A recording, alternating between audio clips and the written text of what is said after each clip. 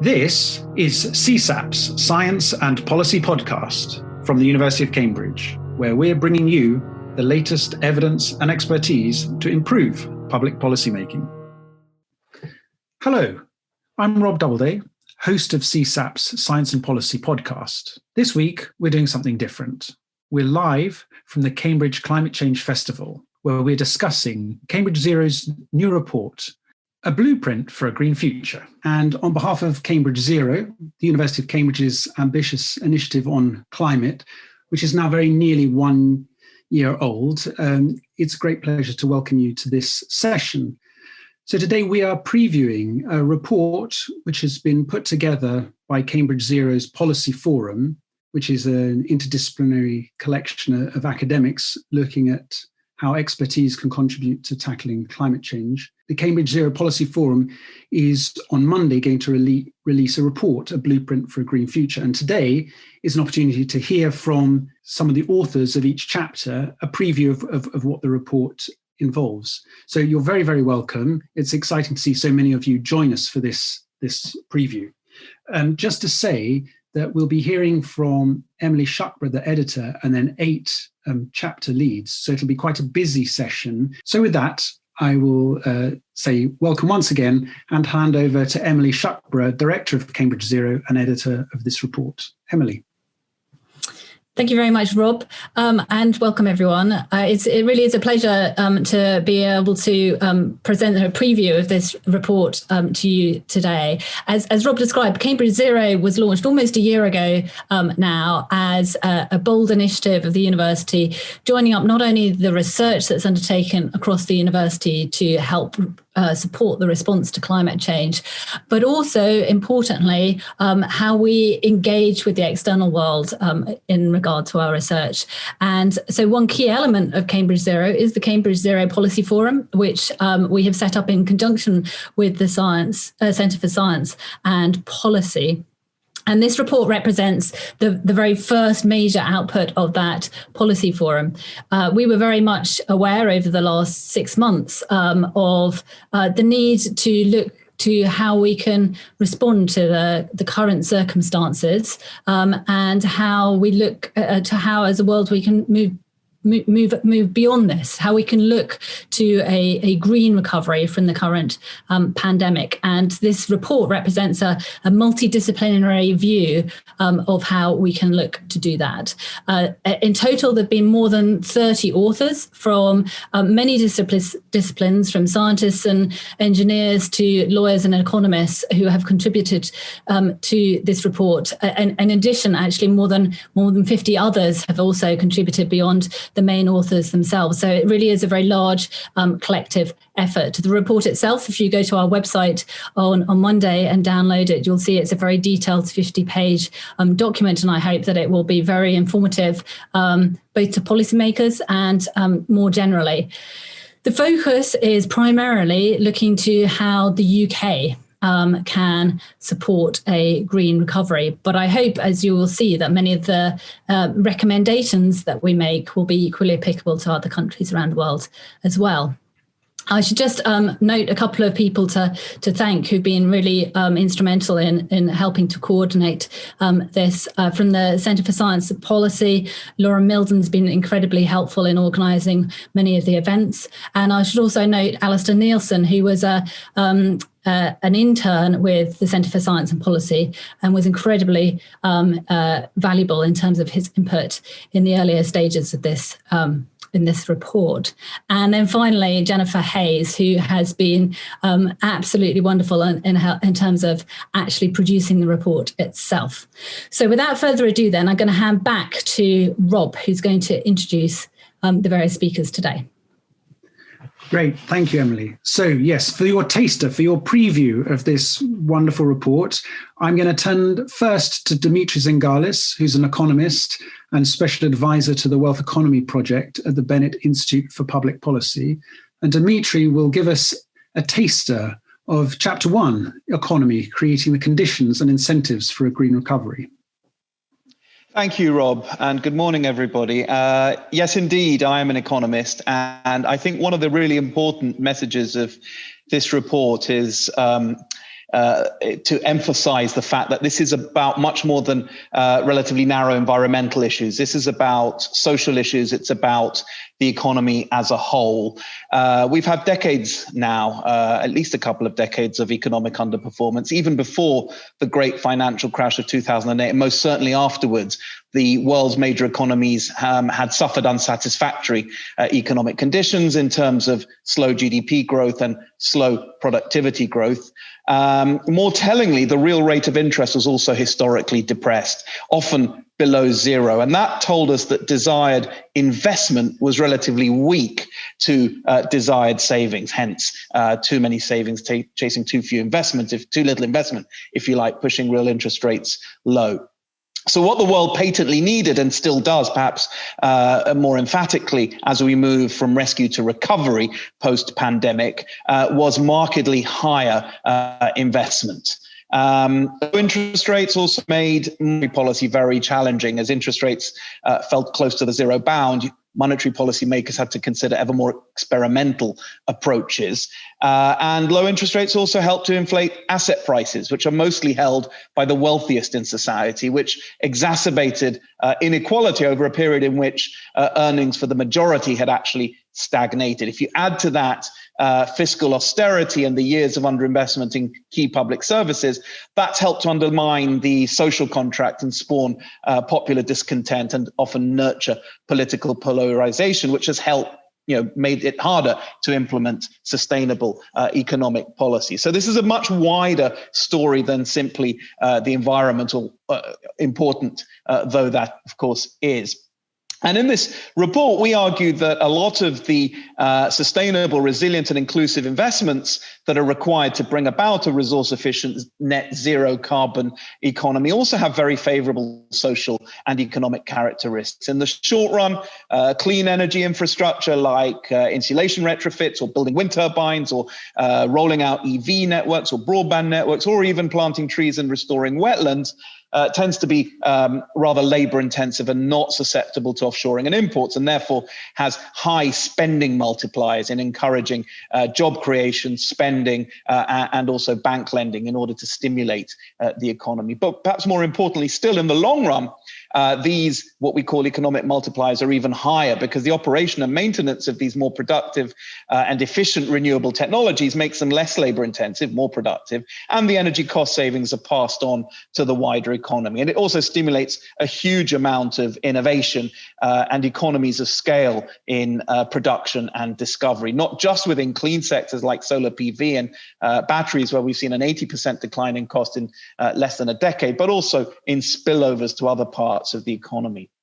And in addition, we also outline a number of key co-benefits and opportunities associated with low-carbon, resource-efficient growth. Things that are really not trivial, like the substantial declines in ill health and death from particulate pollution, the productivity loss from congestion, the appeal of more attractive and livable cities, and the gains from reduced waste and greater efficiency as well.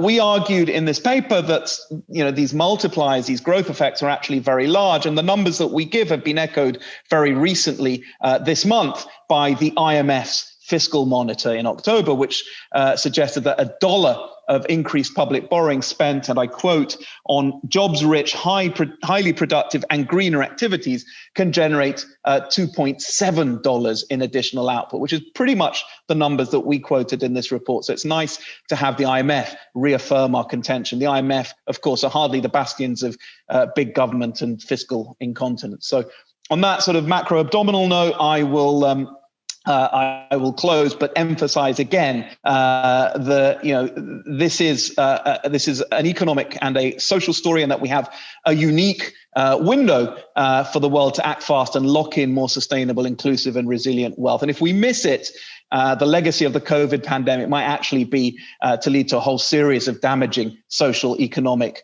and environmental emergencies. Now, the consequences of prolonged depression will be profoundly damaging, but the ramifications of social strife, depletion of ecosystems, and unmanaged climate change will be absolutely catastrophic. I will stop there. Thank you very much. Thank you very much, Dimitri. that was an introduction. So Dimitri was introducing the introduction to the report. I think making clear that this is the social and economic context in which the interdisciplinary perspectives play out. And so now I'm pleased to turn to Professor Jennifer Howard-Grenville, who's the Diageo Professor of Organizational Studies at the Cambridge Judge Business School, who will talk about Chapter 1 on the economy. Jennifer. Thank you very much, Rob. And of course, as Dimitri laid out, we have significant challenges ahead of ourselves, and economic recovery is, of course, first of mind for many people. But we know that business and industry can't be sustainable in the long run without taking on board the significant environmental and social challenges that are presented. And indeed, the only path to long-term recovery is by business being able to live in a different kind of relationship with our planetary resources and with society. So in this chapter, we really looked at what are the short, medium, and longer term actions that government and policy makers might be able to take that will enable us to build back greener and better.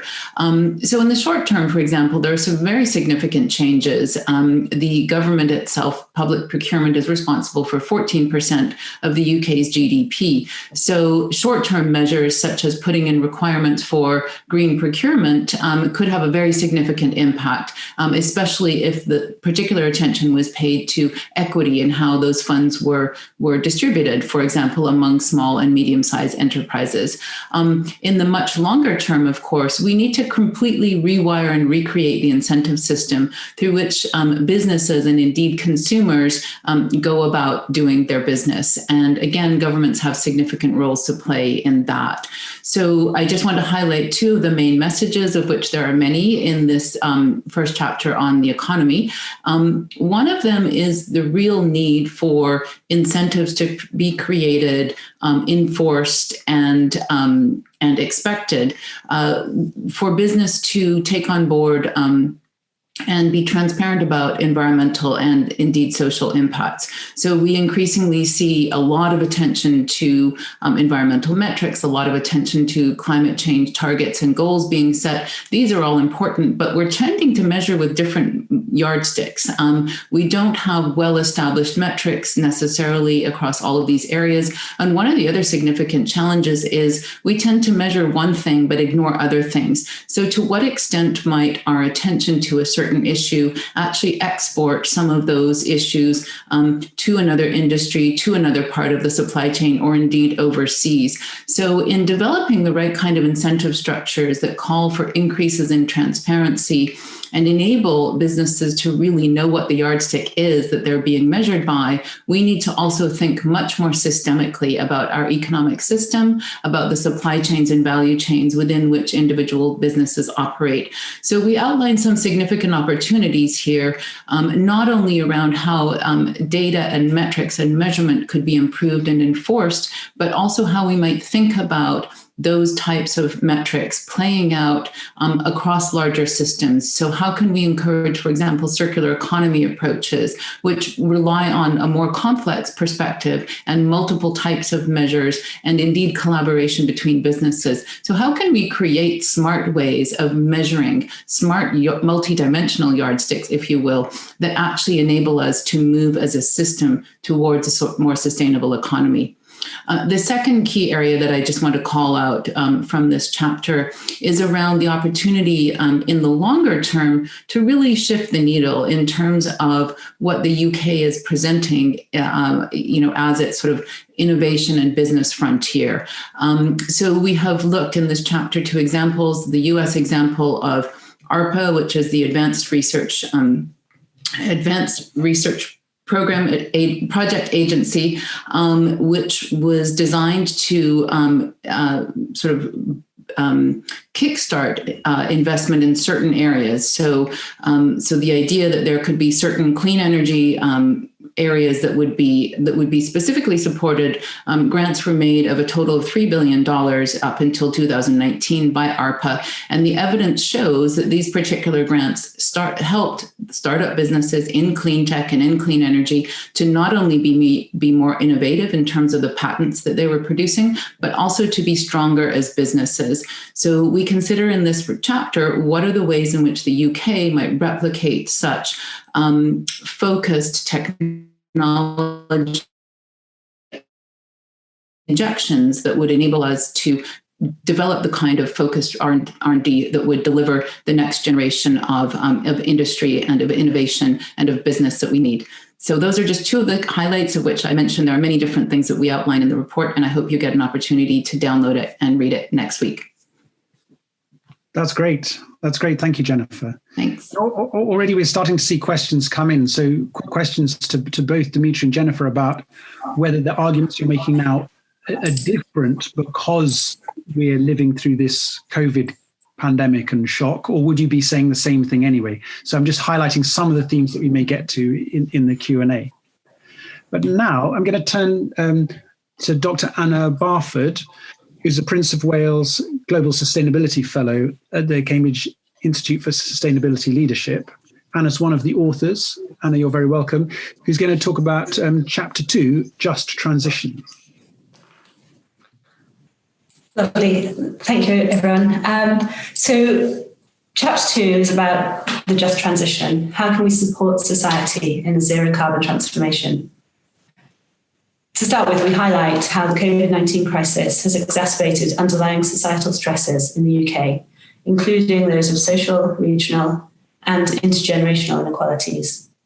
The UK has one of the highest levels of inequality amongst wealthy countries, and currently the income of the richest 20% of people is over 6 times higher than that of the poorest 20%. The COVID-19 crisis, combined with austerity, has stretched society's supporting structures, not least the public health function. Nevertheless, we see an opportunity to rebuild the UK economy in the wake of the pandemic and this decade of austerity, to be fairer and more resilient, and to do so in a way that supports the required climate change action needed, and with a fairer distribution of resources and consumption. Overall, we consider that any recovery measures that fail to acknowledge the climate crisis, natural crises, and social crises that we face are neither sustainable nor a full success.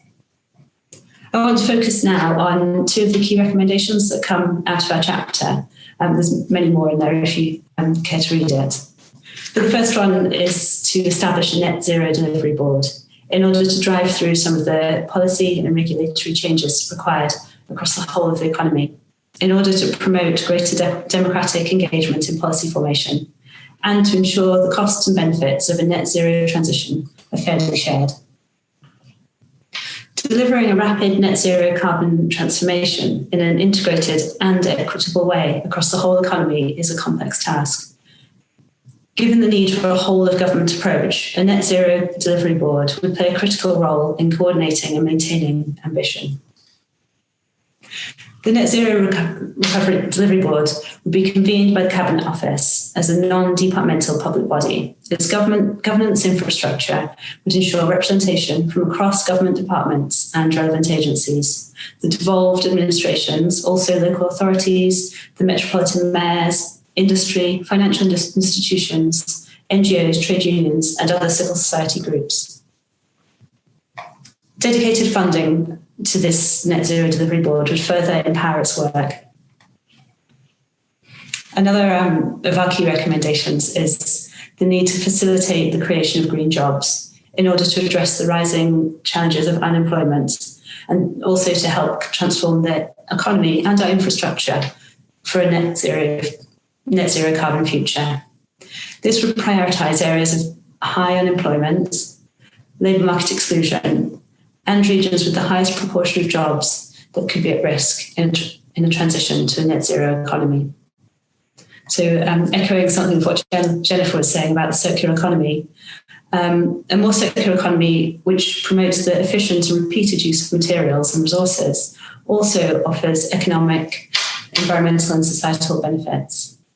At a global level, the International Labour Organization estimate that 7 to 8 million new jobs could be created by 2030 in a circular economy scenario. Labour-intensive activities such as repair, maintenance and reuse will continue to create work into the future. And policymakers could help accelerate this circular and net zero transition by reducing taxation on renewable resources, and that could include labour.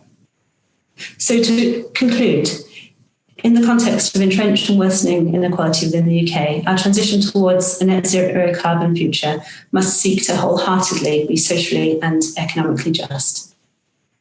Thank you.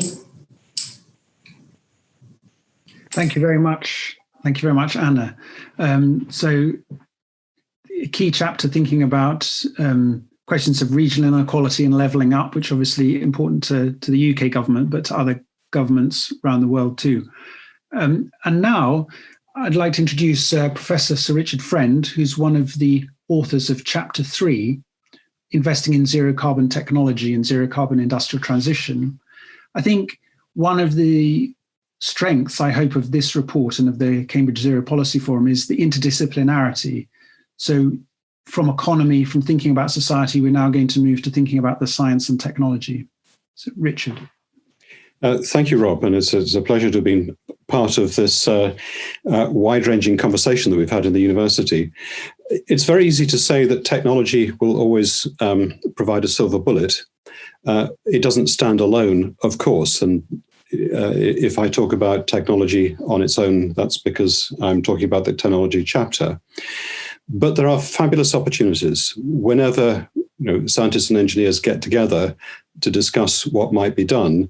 We actually come up with exciting options that have yet to be really developed. What we're witnessing at the moment, though it may not seem as though it's got that far yet, is a complete revolution in the energy economy.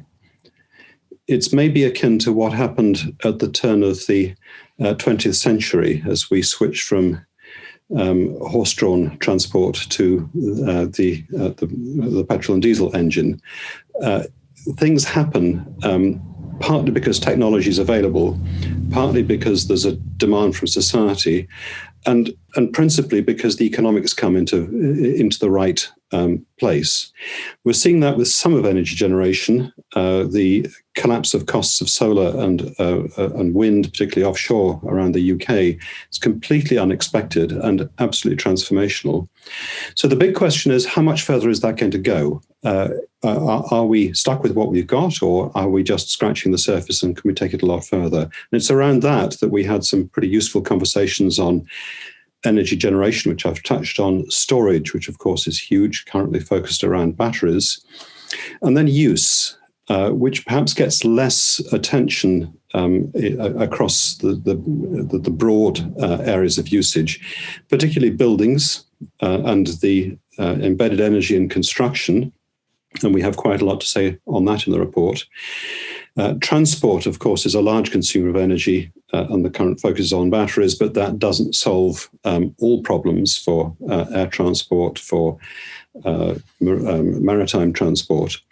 And industry, which the old bits of industry that we tend to disregard a bit, are great consumers of energy. So options to be more effective in recycling steel so that we don't have to reduce iron ore to produce steel, but we can use efficient electrical recycling technologies. And then we also discussed what headroom there is to get greenhouse gas removal as efficient as it can be. It's whatever we do with it, it does come at a penalty. We have to put energy in to separate CO2. And how we can do that as effectively as possible is a key question. There are many opportunities for new technologies. So let me pick up on a couple of themes. The first is that we do think that there's a real opportunity to coordinate R&D in the generation and storage of energy. Individual technologies are not settled. They are getting better. We've highlighted, for example, that solar technology is pretty cheap now, but it's still very inefficient. We only get about 20% energy capture from silicon solar cells. There are emerging technologies where the UK plays very strongly, where we could do significantly better, raising the efficiencies by maybe 50% up to 30%. But the key probably is putting technologies together. It's the system that matters. And there's a lot of technology, a lot of systems engineering, and a huge set of opportunities, which we should be pretty good at doing in the UK. One of the themes that emerges pretty quickly when we look at the system of generation and storage is that storage is pretty important, and inevitably we come to the use of hydrogen, which of course is can be produced by water electrolysis. And at a time where we have surplus electricity from renewables, when the wind blows strongly, for example, we then have the possibility of rather cheap hydrogen. So the question is, what do we do with it? And we certainly recommend that we explore, it's a combination of what makes good thermodynamic sense and what makes good economic sense to best use surplus hydrogen, maybe for chemicals, maybe for direct heating. And then leading on to the second bullet point that I would pick out is that when we looked at both the built environment but also transport, electrification comes top. It really is the first thing that needs to be done as well as possible. So with buildings, we really do need to switch to heat pumps. I don't want to take you through the thermodynamics, but heat pumps produce at least 3 times as much heat as the electricity input. That's just from the second law of thermodynamics, working in the temperature range we do. They're pretty good. They win hands down. So we do spell out that if you were to start with a given amount of energy, maybe as methane, maybe as electricity, you will end up with 3 times as much heat in the home if you go through a heat pump than if, for example, you put hydrogen gas down gas pipes and burn it. And on transport, which is a big issue, there's very rapid progress with electrification through batteries for shorter range, smaller vehicles. That's going well. It doesn't solve all problems. It doesn't deal with freight. It doesn't deal with aviation. It doesn't deal with maritime that easily. But we do need to electrify first, recognizing that fuels, maybe ammonia from hydrogen or whatever, can be there, but they're not cheap yet. They may become cheaper, but at the outset, getting electrification right is the thing we just need to concentrate on. I'll stop there. Thank you very much. Thank you, Richard. Already, I hope you can hear the links between the chapters and perhaps questions that are posed by the links between the chapters. So, for example, how are questions about a new economy, thinking about electrification and systems of systems, how does that link with questions about green jobs and the sort of economic distribution of green jobs? We've had some questions in the chat about how does the economic opportunity of these technologies look from different countries? So it may look one way from the United Kingdom, another way from India, and how do we think through those sorts of questions? So now, rather than answering those questions, we're going to move on to more. And Dr. Jennifer Schooling, who's director of the Cambridge Centre for Smart Infrastructure and Construction, is going to talk about investing in resilient and sustainable infrastructure. So Jennifer. Thank you, Rob, and good afternoon, everybody. It's been a delight to be involved in the development of this really exciting report, and I hope that everybody gets a chance from Monday onwards to download it and have a really good look at it. Our chapter, as Rob said, was about investing in resilient and sustainable infrastructure.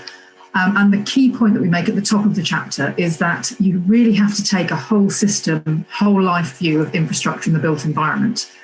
So what do I mean by that? Well, what I mean is it's not just about building new things. Our built environment is an integrated set of quite complex infrastructure systems and buildings, which has been built over more than 200 years. This includes our economic infrastructure, which supports the operation of cities and buildings. So, for example, energy, water and wastewater, transport, flood defences, waste and communications infrastructure. It includes our social infrastructure, for example, health and social care facilities, schools, prisons, the defence estate and social housing, which are owned and operated for the public good.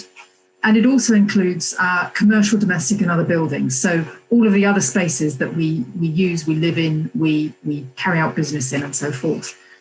And the important thing to recognise is that we only add 0.5% by value per year to this huge estate that we have. So retrofitting our existing buildings and existing infrastructure is as vital, if not more so, than making sure that the new buildings and infrastructure that we create are designed to be net zero. And we also need to recognise that every intervention that we make, whether it's to build a new thing or to retrofit an old thing, is an intervention on the whole system. So just reflecting back to what Richard was talking about, he rightly said that we need to electrify transport. However, we have to recognise in doing that when we electrify transport, we're going to have to increase the capacity of our electricity supply system. And we're going to have to do that with renewables because there'll be a much increased demand for the electric power that's required to power those vehicles. So the key recommendations of our chapter, after adopting a whole system, whole life view, are that we should require all new things, all new infrastructure assets and buildings to quantify their embodied and lifetime carbon emissions and we need to develop a sustainable construction protocol. So that's about driving towards net zero as quickly as possible. And the only way we can do that is by measuring what we're doing. So we need to measure and understand how much carbon we're putting into new things, how much carbon we will need to operate them, and have a plan for how we transition that towards net zero. We have to incentivise retrofitting of existing homes through programmes such as Help to Fix or an interest-free loan scheme and the sort of similar support that you can have for housing associations. That's really important because about 40% of the energy that we use goes on the emissions from building. Now that includes the embodied energy of construction materials and the energy needed to heat and cool them. Richard was talking about some really interesting opportunities there around investing in heat pumps and so forth. We need to reconsider some of the other renewable energy proposals that are around. Obviously, we hear a lot about wind and solar, but there are proposals such as the Swansea Tidal Lagoon and a similar proposal up on the Mersey as part of a broad strategy to fully decarbonise the power sector. Because again, this is going to be absolutely critical. We have to transition from gas use to electricity use, from fuel use to electricity use. We can only do that if we have a substantial and reliable renewable sector. And as Richard was saying, we need to accelerate the decarbonisation of transport through a number of measures, not just through electrification of the vehicles, but also through demand reduction, through encouraging shared and integrated transport modes, and also through encouraging people to take up more in way of active modes of transport, by which we really mean walking and cycling. So it's a huge opportunity here. It comes with quite a significant shift in our approaches to how we do things, as was mentioned right at the beginning. But the great thing about this is that if we do all of these things, then not only do we move towards a zero carbon United Kingdom, but we're also going to create lots of new jobs in the green sector. So, again, as Demetrius was saying at the beginning, there's a double opportunity here. We're not just decarbonising, we're also creating economic opportunity. And I think that's a really vital message that comes actually out of the whole of this report. And I'll stop there and hand back to Rob. Thank you, Jennifer. I think with the infrastructure is where a lot of these sort of debates really connect with people's lived experience, people's daily lives. And I think that's another theme that comes through this report is how people will experience this transition to a net zero society and net zero economy. So when it comes to retrofitting buildings, when it comes to building new infrastructure, when it comes to changing habits, such as adopting more active forms of transport, that's where sort of people and infrastructure come together. I'm sure that's another theme that will be picked up in the Q&A. But thank you very much, Jennifer. Another theme that's been very important to the discussions throughout Cambridge Zero has been the role of nature, investing in nature-based solutions. So it's great to now turn to Cordula Eppel, who's a senior program officer at the Climate Change and Biodiversity at the UN's Environment Programme and World Conservation Monitoring Centre, which is happens to be based just outside Cambridge. So, Cordula. Thank you, Rob. And yes, and I'd also like to highlight that several members of the Cambridge Conservation Initiative have also contributed to this report. So for anyone who might be less familiar with this subject, what we mean when we talk about nature-based solutions is measures that change the way we manage ecosystems, such as forests, peatlands, grasslands, coastal ecosystems, in order to resolve societal problems. So in the context of climate change, this can mean, for example, using ecosystems to mitigate climate change by increasing the amount of carbon stored in them or reducing emissions, for example, that are caused currently by ecosystem degradation. We can also use nature-based solutions to climate change adaptation, as ecosystems can be used to buffer people and assets from impacts, climatic hazards, such as flooding or heat waves.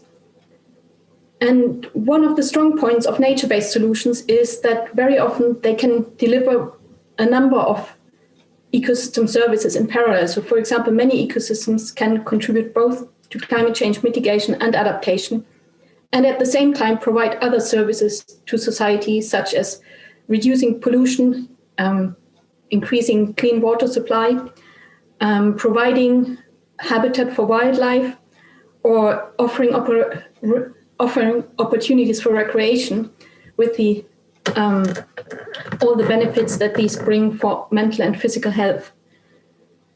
And encouragingly, the UK government has already expressed that nature-based solutions are going to be one of the focal areas during the upcoming climate change conference in Glasgow.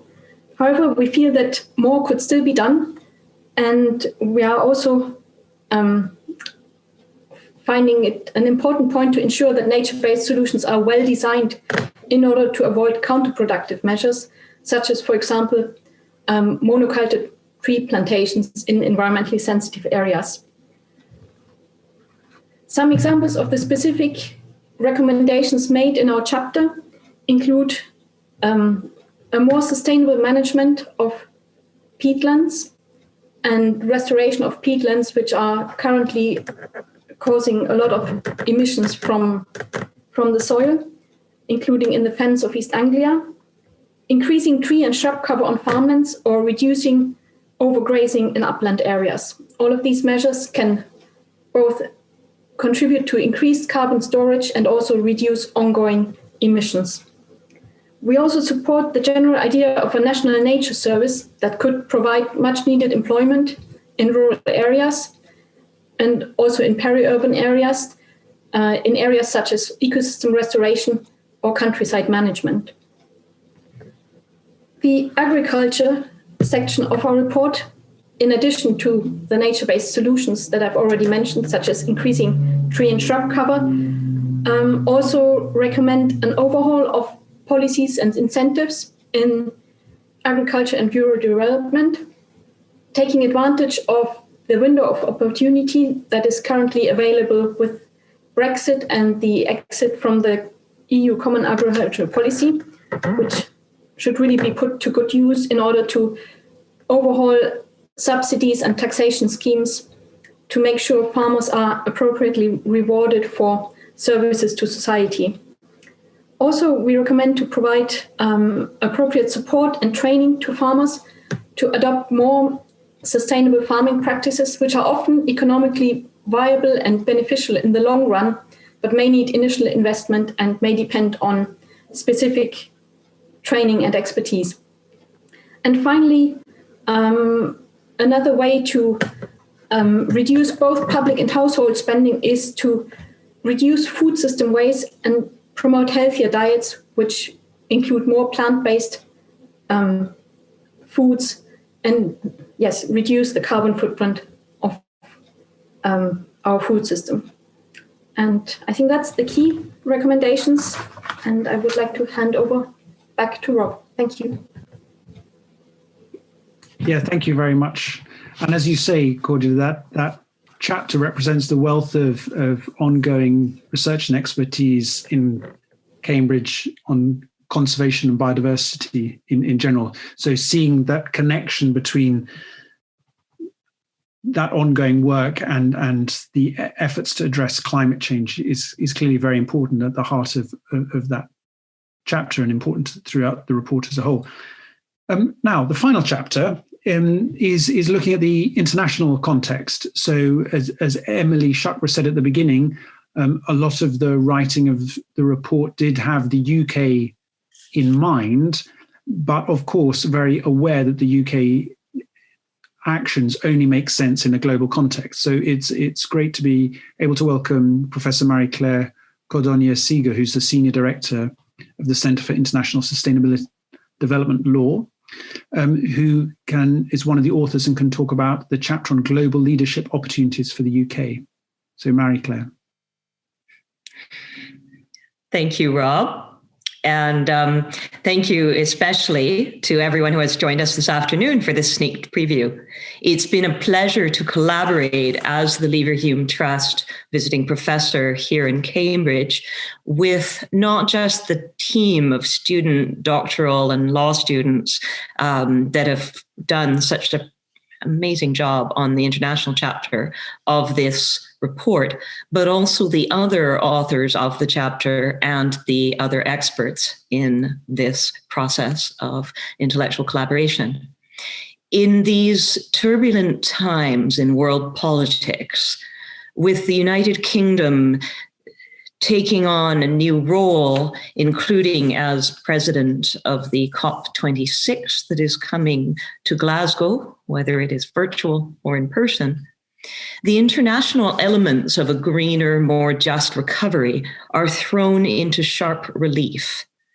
And here I speak not just about the priorities that we are showing when we choose to dedicate trillions of pounds toward activities that could ideally support our commitments to the 17 Sustainable Development Goals that we all adopted together in the United Nations in 2015 and set an agenda for sustainable development globally, touching on all countries to 2030, but also the network of binding international treaty obligations that support the achievement of those sustainable development goals, and the crucial opportunity after decades of saying that we can't meet our international legal promises because the funding isn't available, to finally realign ourselves with those commitments.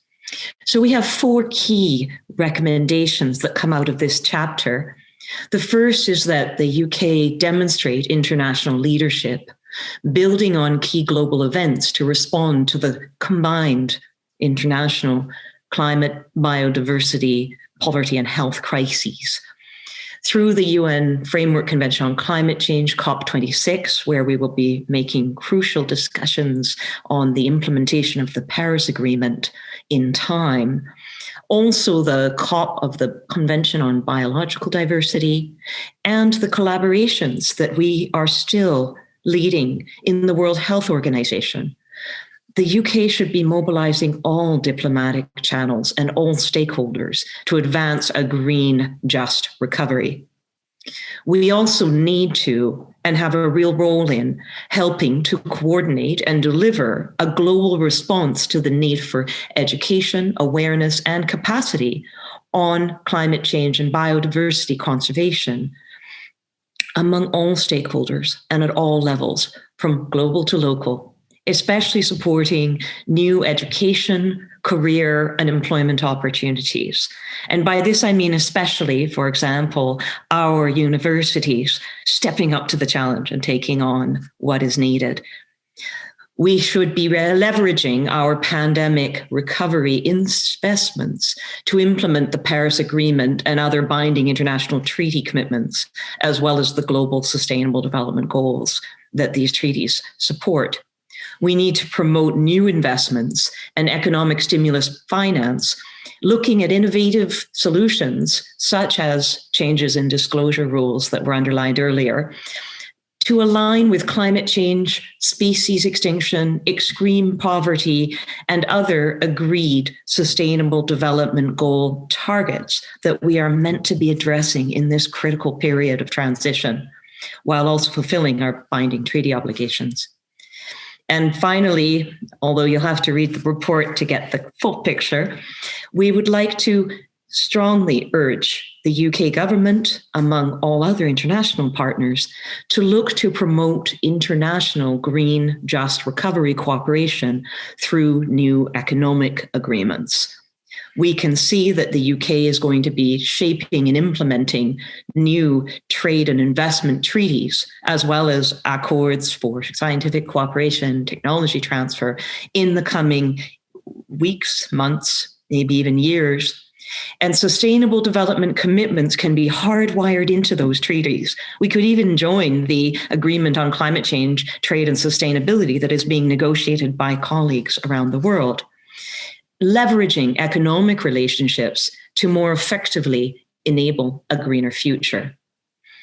Now, on Wednesday night, I had occasion to join some very distinguished international experts for the first Leverhulme lecture of the series. And over 1,600 people from 101 countries registered for this event. We are looking forward very much to sharing this report with that circle in hopes that partner institutions and universities in many countries will be ready and looking forward to activating their voices to speak truth to power on pandemic recovery. I do think that there is a great deal more that we can all be doing as universities to assist with this agenda being a success, and that it's never been more important globally. Back to you, Rob. Thank you. Great. Thank you very much, Marie-Claire. And thank you to all contributors who've done such a nice job of tempting you, I hope, to click on the link and read the report in full on Monday. We've got just over 10 minutes, so opportunity for a few questions and comments. I thought I might turn first of all to Emily and really ask you what you see as some of the most important kind of overall themes that have emerged from this process. We've heard sort of the bits, the slices, what is the whole? Yeah, well, so the report as a whole was aiming to look at the current pandemic, which has obviously taken a huge toll on lives and livelihoods and on global economy, and looking to see how we could look to inform responses that take into account that we're going to have to face the challenges of growing social injustice, whether that's within countries or between generations or between regions, as well as the challenges of climate change and indeed the challenges of biodiversity loss as well. And I think if there was one kind of message that I hope came out in some of those presentations, is the absolute centrality of taking a systems perspective and looking at that, taking a systems perspective and looking at the solutions and looking at the policies and looking at the institutions that are required in order to support that.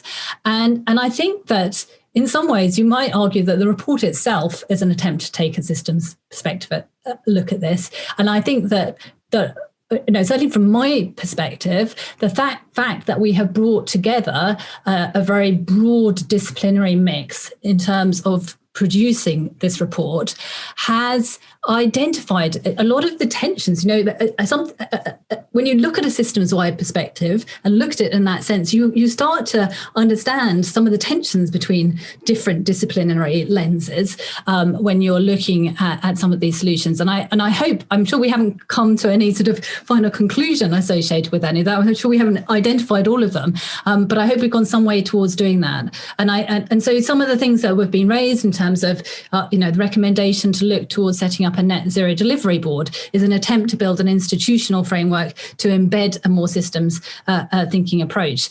Some of the comments that were made associated with construction, similarly, one of the key messages was about taking a systems-wide perspective and clearly on the nature-based solutions again, that similar framework. And indeed, on the international chapter, that was one of the key messages about using different, taking more systems perspective in terms of the international institutions and treaties that could be brought together as part of a common purpose here. So if there's one overarching message, I think it's that. How do we put in place the institutions and the policies to support systems thinking?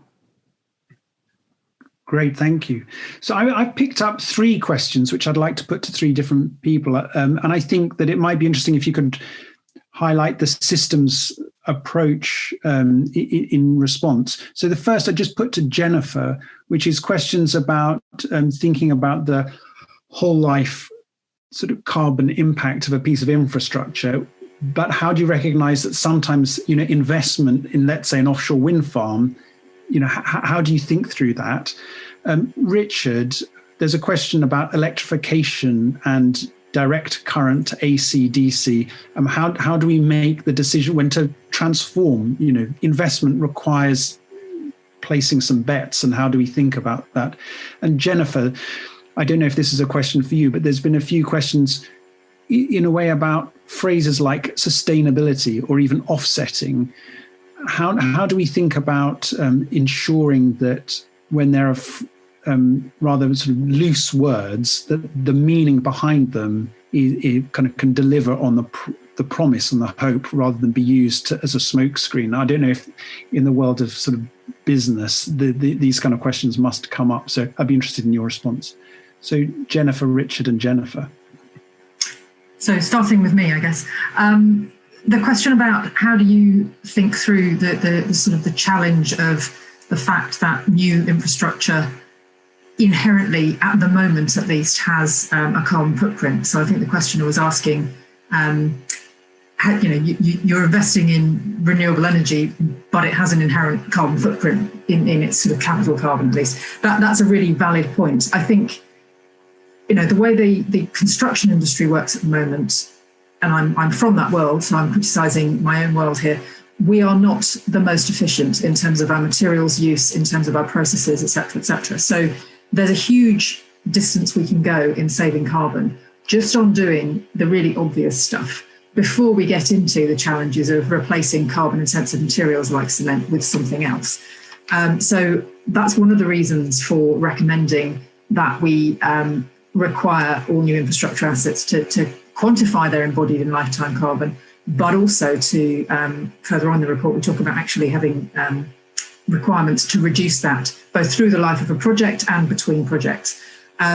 It's not an easy question to answer. It's not an easy problem to resolve. And as Emily said, there's a lot of tension in these things. But ultimately, the aim is to emit less carbon as a result of having made that carbon investment overall, and to drive the industry towards lower carbon solutions. And there's a huge amount we can do right now to take a big step on that journey. And every ton of carbon we save today is a ton of carbon that's not going to be sitting up in the atmosphere for the next 200 years. Thank you. Richard.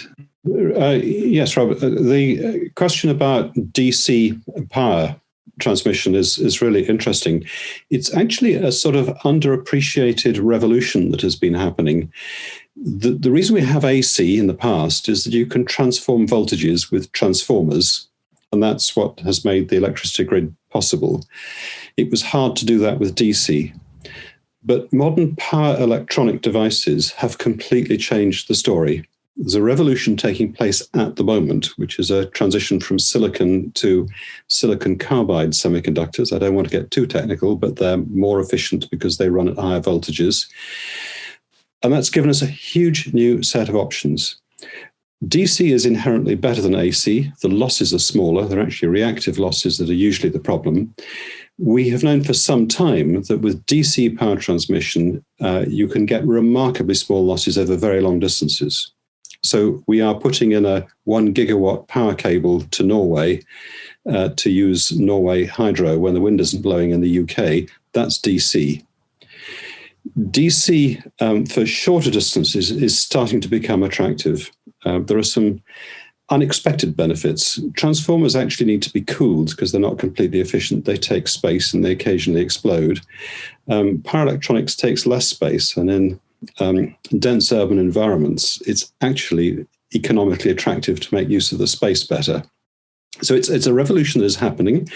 There are some interesting, perhaps not household name UK companies that do very interesting work in support of this technology revolution. But in the context that we do need to massively increase the capacity of our electricity grid, it would be obviously sensible to do it with some national ambition to cause that to drive technology leadership and systems leadership in the UK. Thank you. Well, I mean, what we're getting is I hope, more enticement for you to all follow up with the report and pick up threads that are emerging from this conversation. Jennifer, I don't know if Howard Grenville, I don't know if it's fair to turn to you, because there are two hard questions that have been posed, one around offsetting, one around, the term sustainability. I guess the question is, in proposing that we see this transformation in society and the economy, how are people supposed to have confidence that actually this is going to deliver what we promise? And how's the sort of governance supposed to work behind this? Mm-hmm.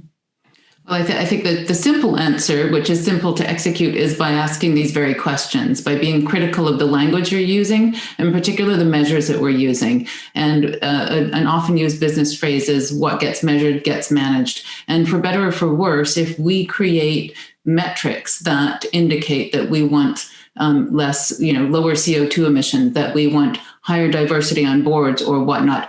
These can guide positive behaviors, but as the questions position, they actually can also lead to unintended consequences. They can maybe actually make things worse if we don't think about the underlying causality that we're trying to actually in the system that we're trying to actually address.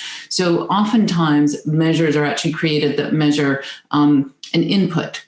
So we might want to achieve lowering carbon emissions. So we buy offsets, and we can measure how many offsets we buy. But actually, as the question implies, that doesn't give us very good information about the output, or especially the impact of what we're trying to achieve. So we absolutely need to be critical. That doesn't mean that offsets aren't part of the solution. I think that we have to admit that in the complex transition that is being faced, everything that's on the table now is part of the solution. But we need to be very critical in thinking about what are we actually measuring, and what are we trying to achieve, and what are the underlying causal stories that connect what we're measuring and what we're trying to achieve, and how can we actually get better at measuring the actual outcomes and impacts that we want, and how can we be really critical of consuming other information that may be misleading us. Yeah, great, thank you. Our time is nearly up, so just time for really one more question, and I would perhaps like to turn to Dimitri again, who began this discussion with the question about what is special about now. Now we are obviously still living through a pandemic. How it's going to play out, we still don't really know, other than it is already creating a huge economic shock with huge potential economic and social injustices being baked into that we'll have to deal with for quite some time. So what is special about dealing with these questions now, Dimitri? Thank you, Rob. Well, I mean, this is a moment of profound change and a degree of introspection as well, where I think to some extent, a lot of people are becoming aware of the limitations of the previous economic model that prevailed and that certainly was applied following the great financial crash of 2008. And becoming or generating a heightened awareness of the importance of resilience, as well as sustainability, and also inclusivity, the degree to which the spoils from economic growth and access not just to incomes, but also wealth and to public goods, access to things like housing and transport and green spaces and healthcare and so on, aren't equally distributed. And I think the crisis has, to some extent, actually exacerbated that. And we've seen in our response already that a lot of the way, there's been a substantial change in behaviors. I mean, some people argue that there's been, 6 years of innovation in just 6 months. the fact that we're having these kinds of meetings on, virtual meetings on connected technology, the fact that, people can have their healthcare and their education online, the need to improve residential efficiency. People are working from home, better use of urban space, reclaiming streets, increased localization, all the rest of it.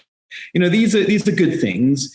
Sometimes, we mustn't confuse things like independence and security. We still rely on international connectivity for things like, medical supplies and food and energy. And there are some behavioral changes that are not welcome from a sustainability point of view. Suburbanization, increased use of cars, and the hollowing out of cities. And indeed, the running down of revenues for public transport, which will limit their capacity and modernization programs, which will actually push people further into cars. So those kinds of changes need to be treated very carefully. But this is a time of change. And if we miss this opportunity, I think we may look back with deep regret, not only at some of the challenges that will generate, but actually some of the opportunities that we will have forgone. Great. Well, I think we will end with that call to action. And I hope that will provide the sense of purpose and urgency that animated the production of this report, and the commitment that the Cambridge Zeros are placing and making to contribute to the kind of change we've been talking about today. So with that, I just want to thank you all for joining, and the panel for speaking, and Emily Shuckburgh for corralling us all and editing the report so well. And we very much encourage you to click on the link on Monday and read the report in full. Thank you for listening to this special live episode. Next week, we'll be back with our regular show and looking at the question of energy transitions, including a deeper discussion with Richard Friend, who featured in this episode. For more information about Cambridge Zero's report, A Blueprint for a Green Future, please check out their website. It'll be live there from Monday, the 9th of November. CSaP's Science and Policy podcast is a production of the Centre for Science and Policy at the University of Cambridge. This series is produced in partnership with Cambridge Zero. This episode was hosted by me, Rob Doubleday, and was produced by Kate McNeil. You can learn more about CSaP's work by visiting us on Twitter at CSciPol or at our website www.csap.cam.ac.uk. If you have any feedback about this episode or questions you'd like us to address in a future week, please email inquiries@csap.cam.ac.uk. Thanks for listening.